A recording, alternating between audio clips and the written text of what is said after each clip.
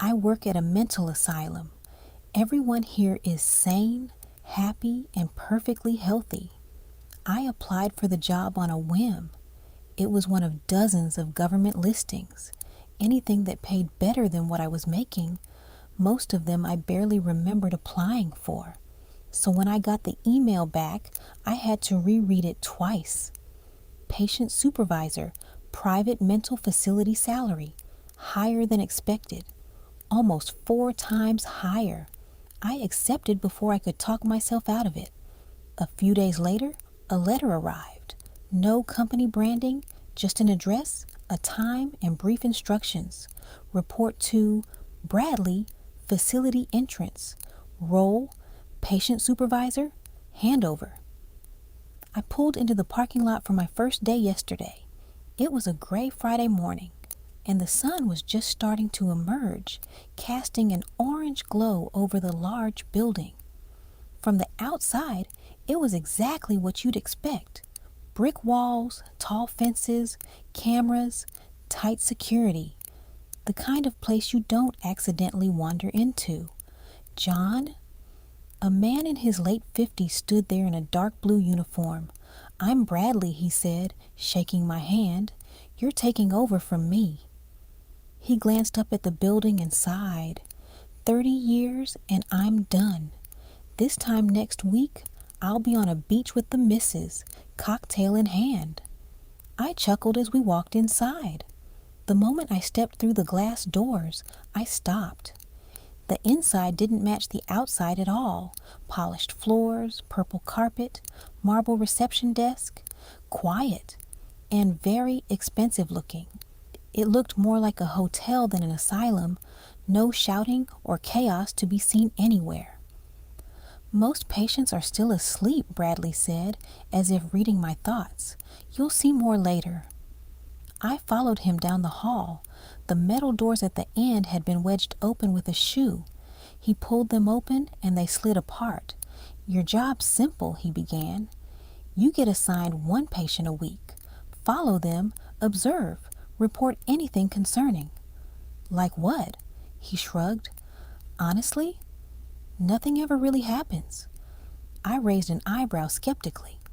Just then, a door opened and a young man stepped out in a bathrobe with a coffee in his hand.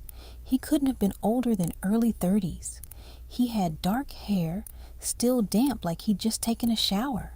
He looked confident and relaxed. He smiled when he spotted us. "Morning."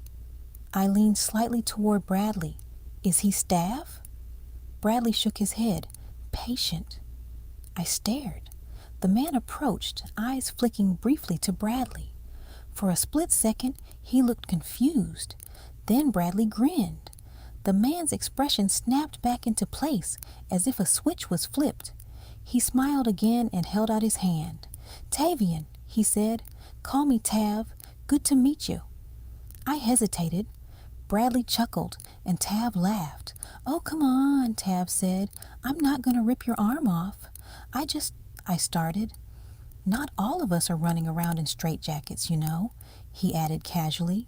"This isn't Arkham." Bradley snorted. "Right," I muttered, shaking his hand.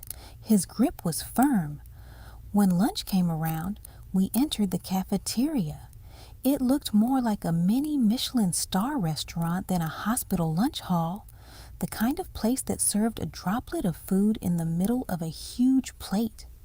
Bradley sat with the patients, not near them, with them at their table. I followed hesitantly and sat opposite him as the other patients filed in. Tav slid into the seat next to him, and a few others joined their side of the table.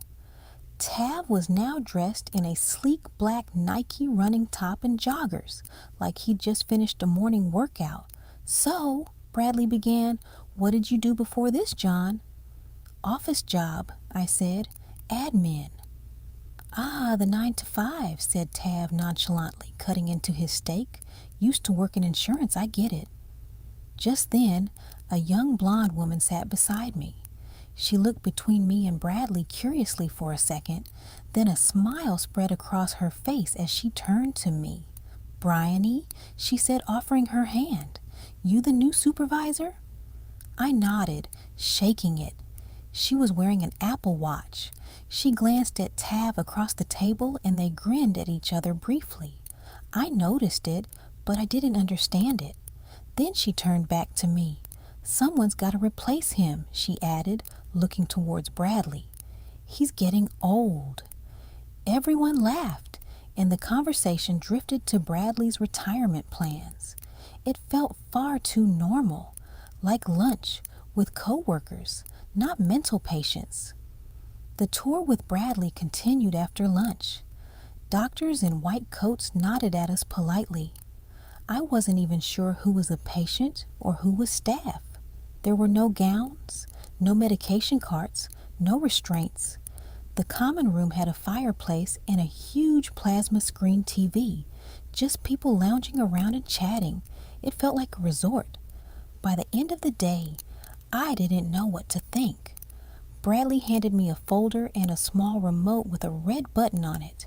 "Schedules, protocols," he said. "Any issues? Press the button and staff will..."